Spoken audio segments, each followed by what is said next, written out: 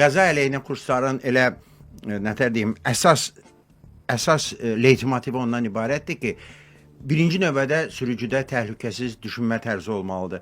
Bunu tələbələrə necə izah edirik? Deməli, tələbələrə izah edirik ki, hətta təcrübəli sürücülər də bəzən qəzaya düşürlər. Niyə düşürlər? Axı təcrübələri var. Onların əsas səhvi odur ki, onlar ətraf sürücülərdən də gözləyirlər ki, özü qayda ilə sürür və gözləyir ki, hamı qayda ilə sürməlidir.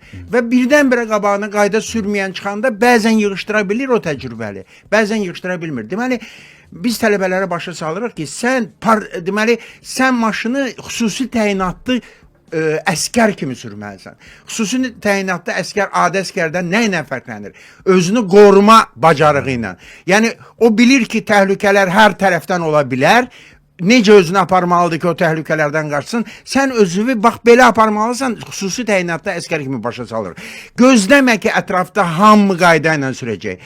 Hər an, hər dəqiqə, hər saat sən qabağa nəsə bir ehtiyatsızlıqdanmı, fikrə getdiyindənmi və yaxud da ki, qaydaları bilmədiyindənmi kimsə sən qabağında kobud qayda pozuntusu sürə bilər. Sən hər şeyi öncədən görməlisən, sən ətrafdakılardan ehtiyatlı olmalısan, sən hamıdan nəsə gözləməlisən. İndi kimsə qayda pozdu, sən vəziyyətdən çıxırsan, kimsə qayda pozmadı, sən gözləyirsən ki, bunlar nəsə eləyərlər. Eləməyəndə də sevinirsən ki, şükür Allah ki, bu qaydaları pozmadı. Yəni, qaydalar çox vacibdir, amma ətrafdakilardan özünü qoruma bilmək ondan da vacibdir.